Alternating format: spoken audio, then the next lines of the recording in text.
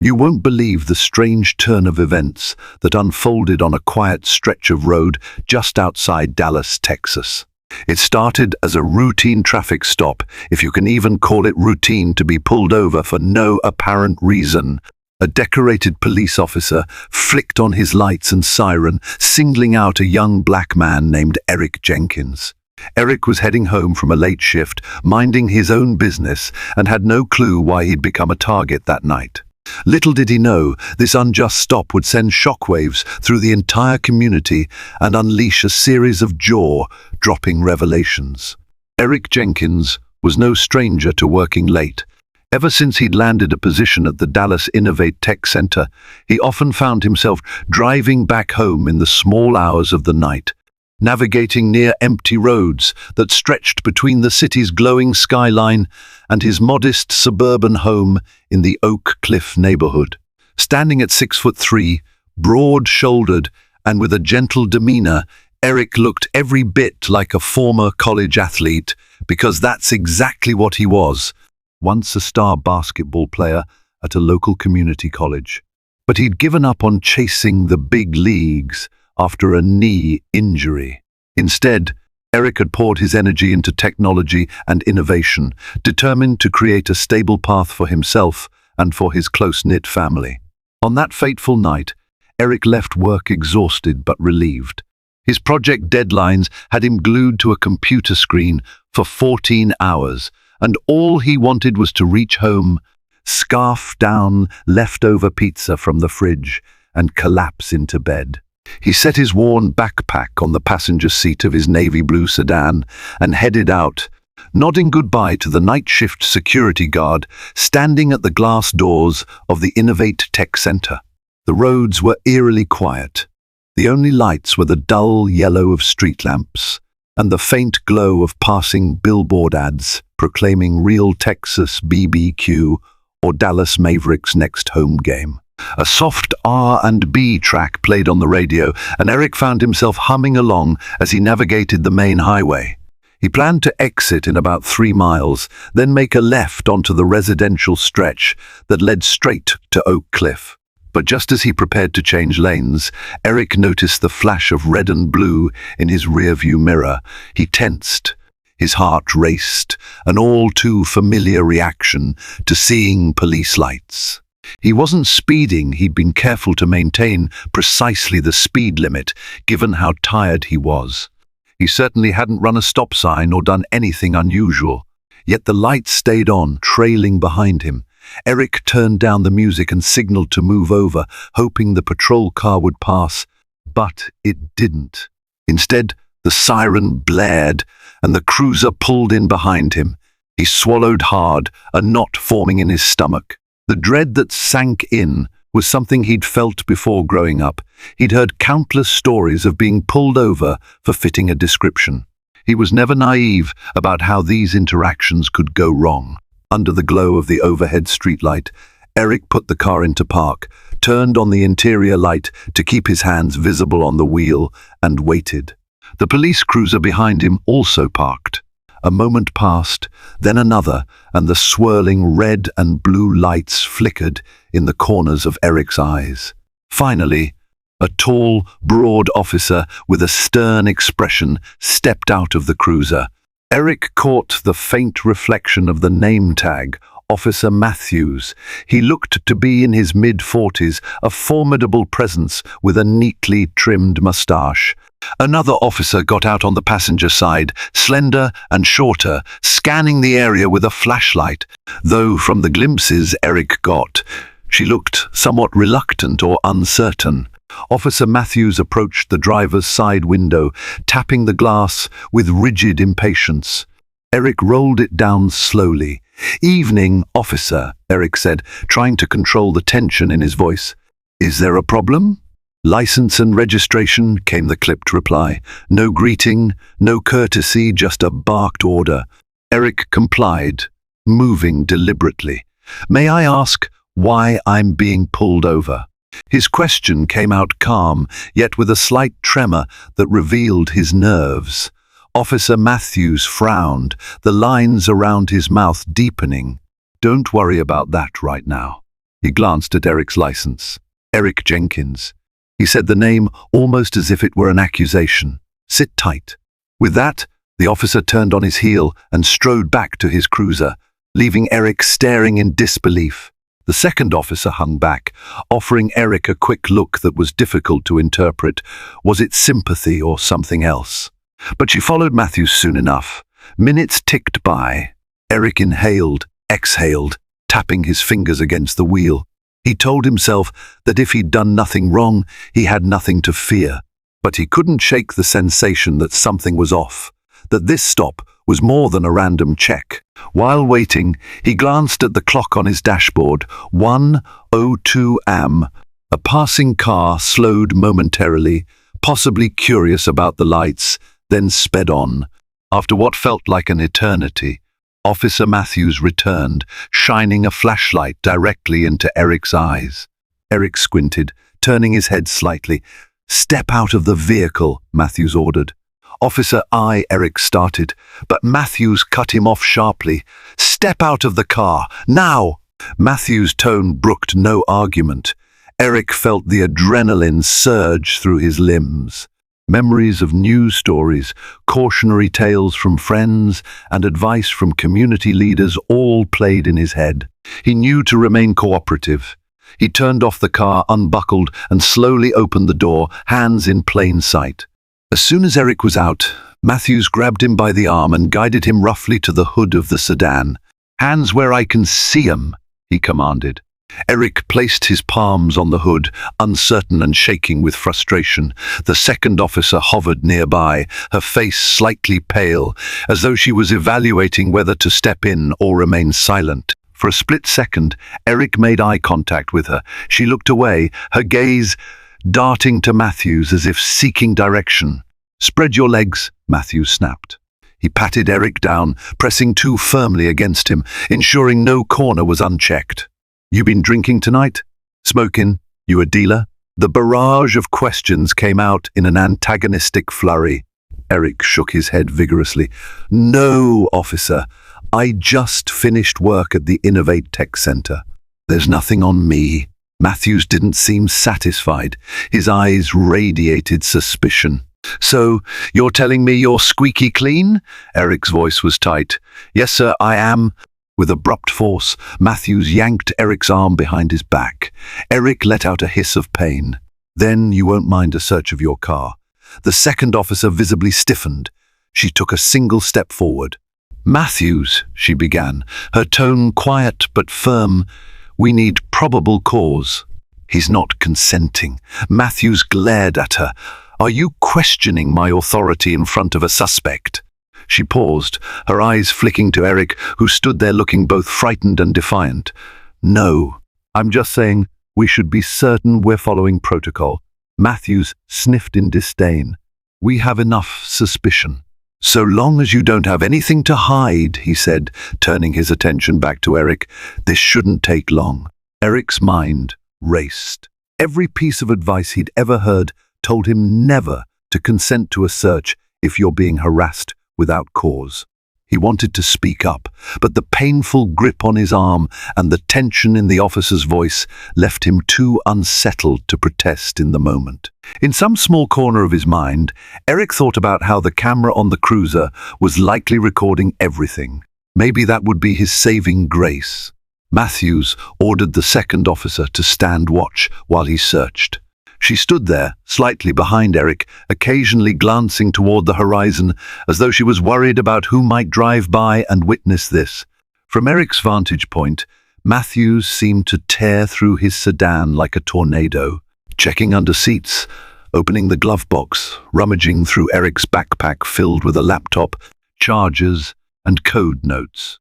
A small voice in Eric's head screamed about how unethical and illegal this felt, yet he was paralyzed by the possibility of this escalating if he dared protest too strongly. He watched Matthews yank out the laptop, flip through the notebooks, searching for, what? Guns? Drugs? Contraband? Eric had nothing of the sort. Eric's frustration built, tears of indignation stinging his eyes. After all, he was simply a man returning home from work. The search yielded nothing except electronics and half-eaten snack wrappers. Matthews eventually stopped, his breath ragged with anger. He looked at Eric, who was still pinned by the second officer's presence. "All right," he said in a measured tone. "This time, you got lucky." The second officer's lips parted, as though she was on the verge of rebuking that statement, but she remained silent as Matthews slammed the trunk shut. With a final glare in Eric's direction, Matthews let out a low growl of frustration. "Get back in your car," he ordered. Eric nearly stumbled as he moved from the hood to the driver's seat. He saw the second officer watch him with a mixture of pity and relief, as though she was glad that the worst of it seemed over. He got in, closed the door, and set trembling hands back on the wheel. Officer Matthews bent down to the window, motioning for Eric to roll it down again. Eric complied. He expected the question, "Do you know why I pulled you over?" But it never came. Instead, Matthews hissed, "Watch yourself out here, Jenkins. Don't let me catch you doing something you shouldn't." With that, the officer turned on his heel, the second officer dutifully following behind. They returned to the cruiser, doused the overhead lights, and pulled away from the curb. Eric sat frozen, heart hammering. He was free to go, yet he felt the opposite of free. It was nearly 1:30 a.m. by the time Eric arrived home. He found his wife Tina waiting up for him. She immediately sensed his agitation, the tension radiating from every muscle. Without hesitation, she pulled him into an embrace. "What happened?" she asked quietly. Eric hesitated, but the words spilled out. Tina's face shifted from concern to simmering anger as she listened. They both knew incidents like this were not uncommon, especially for people of color. Still, having it happen so brazenly rattled them. "You should report that, officer," Tina urged, her eyes flashing. "He had no reason to do that to you." Eric nodded. "I'll think about it. But you know how it is. Who's going to believe me over a decorated cop or something like that?" Tina pressed her lips together. She was no stranger to injustice. As a paralegal at a local law firm, she was well aware that many such incidents went unreported or got buried under the bureaucracy. That's what they count on, people being too scared or exhausted to push back. She gave his hand a squeeze. "I've seen people file complaints that lead nowhere, but sometimes you just have to stand up for yourself." Eric sighed, physically and emotionally drained. "Let me sleep on it," he said. "I promise we'll talk about it tomorrow." The next morning dawned far too soon. Eric woke up unrested, the memory of the night's incident replaying in his mind like a bad film reel. He'd had nightmares of being cornered in a cold interrogation room, bright lights overhead, unanswerable accusations being hurled at him. The sense of helplessness lingered. Tina had already left for work, but she'd texted him multiple times, reminding him to note down every detail of the stop while it was still fresh. Despite wanting to brush it off, Eric decided to do exactly that. With coffee in hand, he typed up a detailed account on his laptop, the time, the officer's name, the location. He documented the second officer's behavior as well. Then he typed a resignation he felt deep in his bones. He considered that the complaint might just vanish into thin air. Still, he pressed on, attaching the document to an email addressed to the local Dallas Police Department Internal Affairs Division. He nearly hit send but paused. Anxiety prickled up his spine. This could escalate in ways he wasn't prepared for, but if he didn't speak up, who would? Reminding himself that injustice thrives in silence, he steeled himself and pressed send. The day crept along. Eric worked from home, a privilege he had negotiated on days after grueling overnight shifts. Yet he found himself barely concentrating on code lines. He kept checking his email, half expecting an immediate response or some sign of retaliation. Nothing came. He breathed a small sigh of relief, perhaps. For once, the system would do its job quietly. Late that afternoon, he received a phone call from a friend he hadn't heard from in months, Marcus Thompson. Marcus was a local community organizer who'd grown up with Eric. He had heard about the incident through a friend of a friend in the police department. Rumor traveling faster than official channels. "Is it true you got harassed by Officer Matthews last night?" Marcus's voice rang with concern and underlying anger. Eric, stunned at how quickly the story spread, confirmed the basic facts. Marcus invited Eric to speak at a small community meeting that weekend. They were highlighting a series of wrongful stops and racial profiling incidents, hoping to gather testimonies and push the city council for police reform. Eric hesitated. He wasn't a natural public speaker, and the idea of reliving that humiliating ordeal in front of an audience made him feel vulnerable. Still, the phone call reminded him he wasn't alone. Others had gone through the same treatment or worse. Perhaps this was an opportunity to do something. Eventually, he agreed to attend.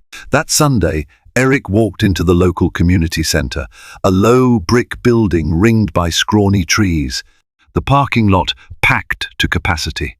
Inside, about 30 folding chairs were arranged in a circle. People of various ages and ethnicities milled about.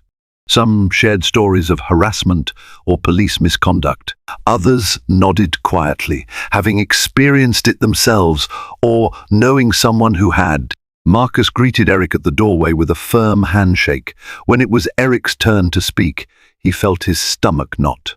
He looked around at the solemn faces, some determined, some weary from fighting this battle for years. Summoning courage, he recounted every detail, the sudden lights, the clipped demands, the humiliating search. A hush fell over the room. A few nodded, tears shining in their eyes, as if Eric's story echoed their own experiences. He explained how close he'd come to simply letting it go, but that he'd filed a complaint with Internal Affairs. Afterward, several people came up to him, expressing solidarity. One older gentleman, Mr. Robinson, patted Eric on the back. "Don't you let that bully get away with it," he said, shaking his head. "We've got to hold them accountable." Marcus shared that Officer Matthews had a known reputation. "He's gotten away with intimidation tactics for years," Marcus explained grimly. "But every time someone lodges a complaint, it mysteriously never goes anywhere. We've been trying to document everything we can. Maybe, if enough people come forward, the higher-ups will be forced to act." Encouraged by this sense of community, Eric stayed late into the evening, discussing possible next steps. Some proposed contacting local news outlets or launching social media campaigns. Eric was still on the fence about that. He worried about painting a target on his back or endangering Tina. But Marcus reminded him that staying silent was no safer. "At least if it's out in the open, they know we're watching them," he said. The days turned into weeks. Eric juggled his demanding job while also cooperating with a reluctant Internal Affairs investigator who seemed disinterested at best. Each time Eric asked for updates, the investigator muttered something about backlog or asked for more specifics, as though they were trying to catch Eric in a contradiction. With each meeting, Eric's faith in the official process eroded. Meanwhile, he and Tina tried to maintain a sense of normalcy. They still went to church on Sundays, still had movie nights on Fridays, but there was an underlying tension every time. Eric left the house after dark. Tina, in her capacity as a paralegal, offered to connect Eric with lawyers if necessary. Yet the couple also felt the strain on their relationship. Sleep was more restless, and the spectre of police lights haunted Eric whenever he got behind the wheel.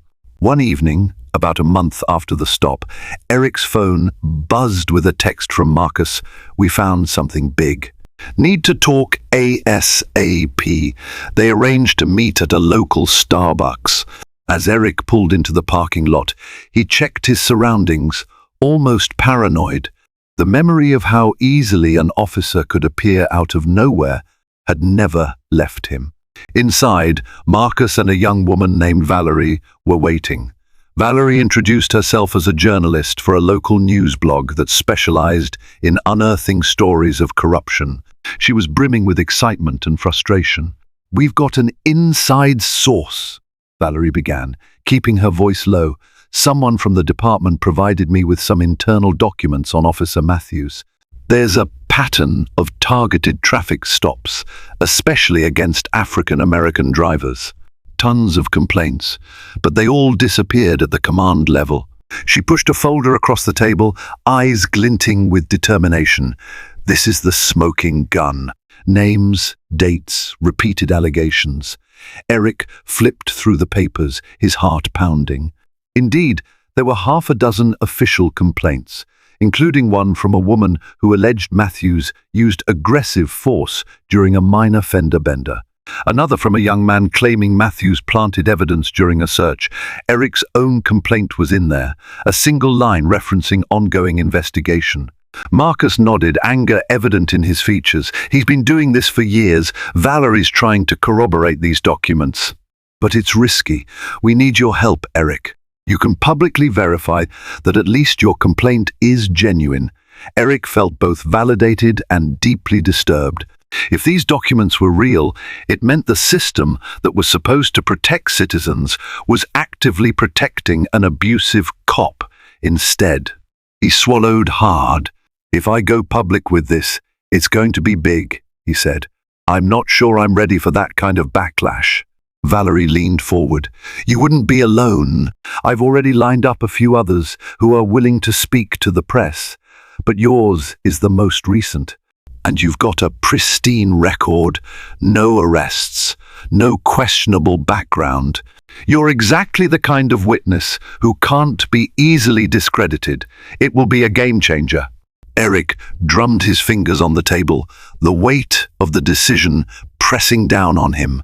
Tina's words echoed in his mind. "If we don't speak out, they keep winning." He inhaled deeply, looking at the documents again. "Okay," he finally said, "let's do it. But I need to talk to my wife first. I need to make sure she's prepared too." A week later, Valerie published a bombshell article on her blog, accompanied by interviews and statements from several people, Eric included. The piece outlined how multiple complaints against Officer Matthews were consistently closed without proper investigation. It highlighted Eric's experience, naming him directly with his full consent as a recent victim of an unlawful traffic stop. The article was widely shared on social media and started making waves in the local Dallas community. News outlets began picking it up. Eric found reporters calling his phone, wanting to schedule interviews. He received supportive messages from friends and strangers alike, but also encountered a barrage of hateful or skeptical comments online, people accusing him of playing the race card or being anti-police. He tried to keep perspective, reminding himself that for every troll, there seemed to be a dozen supporters rallying around him. The biggest bombshell landed when a local TV station, Channel 7 News, decided to run a prime-time investigative segment. They interviewed Eric on camera, along with other alleged victims of Matthews. They even managed to corner a police spokesperson who insisted an internal probe was ongoing and that the department took such allegations very seriously. When asked about the leaked documents, the spokesperson fumbled, refusing to comment on unverified sources. But the damage was done. The seeds of public doubt had been planted, and people were demanding accountability. For a brief moment, Eric felt a surge of hope. Maybe this time, things would be different. Maybe the community outcry would force the department's hand. He could hardly believe it when, 2 weeks after the TV segment aired, Officer Matthews was placed on administrative leave pending a formal inquiry. It was a small victory, but a victory nonetheless. Eric and Tina tried to celebrate by going to a modest Italian restaurant near their old college campus. Over shared plates of spaghetti, they toasted with glasses of sparkling cider. But even in that moment of triumph, Eric's anxiety lingered like a shadow. Being targeted once was scary. Being publicly at odds with a police officer who had powerful allies could be even more perilous. Their fears proved valid when, just days later, Eric began noticing a marked patrol car driving slowly by their house at odd hours. It wasn't always the same cruiser, but it became frequent enough to feel like more than a coincidence. A chill ran through him each time he noticed the lights down the street. Tina told him to document everything, which he did, snapping discreet photos of the cruiser and logging the times and dates. One evening, after the 10th or 11th drive-by in a single week, Eric approached the community again. At a hastily convened meeting with Marcus and a few other leaders, they decided that intimidation tactics only strengthened their resolve. They organized a peaceful protest outside the Dallas Police Department headquarters, demanding not only a thorough investigation but also structural changes to prevent future misconduct from being buried. The protest day arrived. Over 100 people showed up, holding signs that read "Justice for all," "No more racial profiling," and "We demand transparency." Eric stood at the forefront, heart pounding at the visibility of it all, but he was buoyed by the sense of unity. A local news crew arrived, capturing footage. Among the crowd, Eric caught sight of the second officer from that night, the woman who had seemed uncertain. She wasn't in uniform. She stood near the back, eyes scanning the protesters. When she noticed Eric, she lowered her gaze and slipped away before he could approach her. It left Eric with a surreal feeling. Maybe she too was torn between loyalty to her job and what she knew was right. In the ensuing weeks, the internal investigation ramped up and more revelations spilled forth. Emails leaked showing that high-ranking officials within the department often advised Matthews on how to word his reports to avoid scrutiny. There were suggestions of fabricated justifications for traffic stops, even jokes shared among officers about how Eric Jenkins is probably just a drama queen after his complaint. The public was outraged. Public pressure mounted on the department to fire Matthews and hold complicit superiors accountable. Petitions circulated. City council members received constant emails, phone calls, and in-person pleas. Meanwhile, Eric was living through an emotional roller coaster. He felt a sense of vindication that the truth was finally emerging, yet he also felt fear nibbling at the edges of his confidence. Each passing day brought a new wave of phone calls from reporters, attorneys, and supporters. Community groups organized letter-writing campaigns to Dallas officials, citing Eric's story as a prime example of why reforms were desperately needed. Tina remained his rock, ensuring he ate well, reminding him to stay steady. But the real turning point came when the second officer, Officer Amelia Thompson, resigned from the force and spoke out publicly. In a bombshell interview, she confirmed many of Eric's and other victims' accounts. She stated that Matthews had bragged about pulling over cars based on his gut feeling, which, in practice, aligned with profiling black drivers on suspicion alone. Thompson admitted she was deeply uncomfortable with Matthews' tactics, but fear of retaliation and the code of silence kept her from speaking up sooner. Her testimony was a game changer, giving the final push needed for the department to not just suspend Matthews, but to officially terminate him. A wave of departmental shake-ups followed, as those who had shielded him were placed under investigation or forced into retirement. The chief of police tried to stem the tide of controversy by promising a full revamp of the internal affairs process, pledging more transparency and oversight. Months later, on a crisp autumn evening, Eric received a letter from the department's newly formed Civilian Oversight Board. It was an official apology, acknowledging that his rights had been violated and that the department had failed to address it properly in a timely manner. Attached was a formal notice that Officer Matthews had been let go and that a criminal inquiry was being opened against him for multiple incidents of misconduct. The letter was bittersweet. It didn't erase the trauma, nor did it refund the countless hours Eric spent fighting for justice, but it was proof that speaking out made a difference. He let out a long exhale, reading the lines again and again.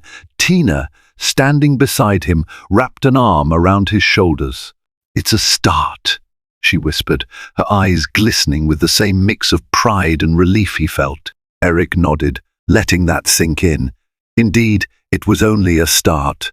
There were countless individuals out there who never received an apology or never found the courage or resources to fight back. But maybe, with Matthews finally facing real consequences, the system could be nudged in a more just direction. A few weeks later, Eric and Tina were invited to a city council meeting to discuss potential reforms.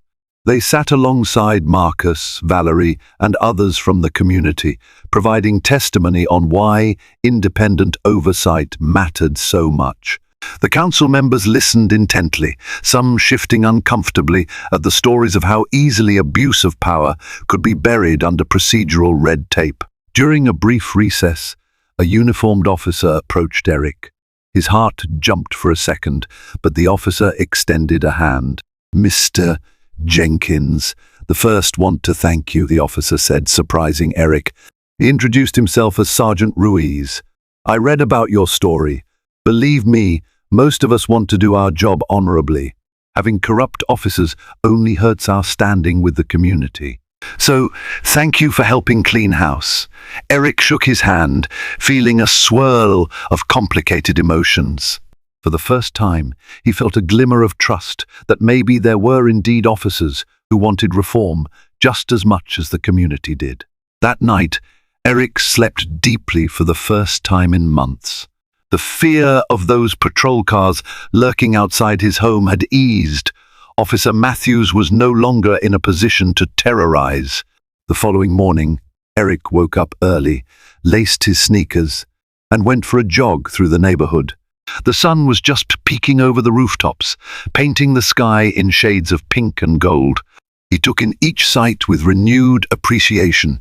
The friendly waves from neighbors, the mild chatter at the corner store, the children laughing as they waited for the school bus. Life carried on, but it did so under a slightly brighter horizon, one where folks felt a bit more empowered to stand against injustice. Later, he headed to the office. As he passed the lobby of the Innovate Tech Center, the security guard who had witnessed Eric's late nights called out to him. "Heard about the news, man. Congratulations on getting that jerk fired." He gave Eric a thumbs up. Eric smiled back, the warmth of solidarity spreading through his chest. Over lunch, Eric scrolled through local updates on his phone and saw coverage about the city council's new measures.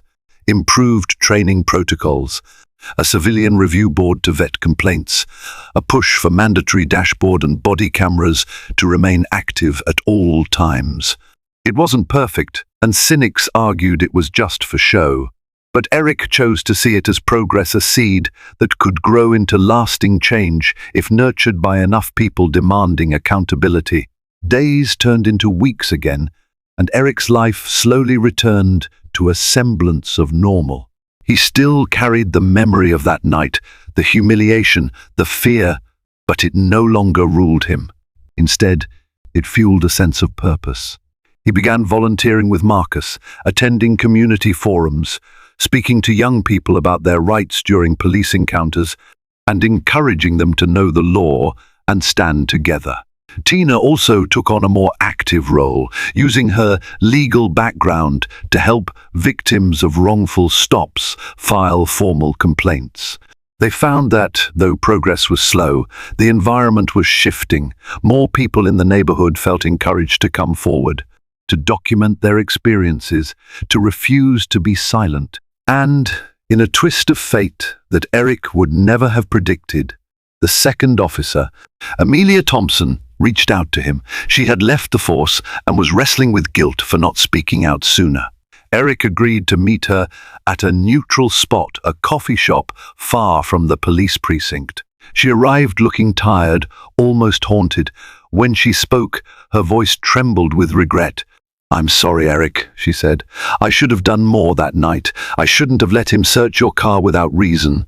I'm trying to figure out my next step, but I just wanted you to know I'm sorry." Eric studied her face, seeing the weight she carried. It wasn't easy to blow the whistle on a colleague, especially one as intimidating as Matthews. He didn't know if he could fully forgive her, but he felt a measure of understanding. "Thank you," he said, and genuinely meant it. "I appreciate your honesty. I hope you'll use your experience to help fix what's broken in the system." Thompson nodded, tears threatening to break. She breathed shakily, then turned and left. Eric watched her go, feeling a strange mix of compassion, anger, and hope. People were complicated, systems were complicated, but at least progress was being made. 1 year after that fateful traffic stop, Eric found himself once again driving that same route late at night. A late coding session at Innovate Tech had kept him in the office until nearly midnight. His route took him past the very spot where he'd first seen Officer Matthews' flashing lights. Despite time's passage, Eric felt his pulse spike a little, but the road was dark and calm.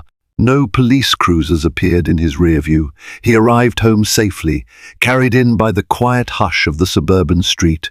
As he stepped out of his car, he looked up at the stars sprinkled across the Texas sky, exhaling a long breath of relief. In the end, that single traffic stop had become the catalyst for a wave of revelations, accountability, and even a touch of healing. While the system was still far from perfect, people like Eric, Marcus, Valerie, and Thompson herself had shown that unity and persistence could force change. Officer Matthews had faced his hard karma unemployed, under investigation, and potentially facing criminal charges. The man who had abused his badge for so long couldn't hide behind it anymore. Eric locked his car and headed inside, where Tina was waiting for him with a tired smile. He hugged her, acknowledging that while the fight for justice was never truly over, for now they could take solace in a moment of peace. Sometimes that was enough. And that, friends, is the incredible story of how one late-night traffic stop for no reason turned into a life-changing showdown. Eric Jenkins went from being another anonymous victim to a catalyst for serious change in his city. He broke the silence, shining a bright light on corruption and injustice. By standing firm, backed by community support, a persistent journalist, and even unexpected allies, Eric helped ensure a badge no longer shielded a bully from accountability. If this story moved you, then please help it reach even more hearts and minds. Like this video to show your support for Eric's bravery. Share it so that others can see the power of speaking out against injustice. And subscribe to this channel for more eye-opening stories and real-life lessons that remind us all how important it is to stand up for what's right. Your engagement truly makes a difference.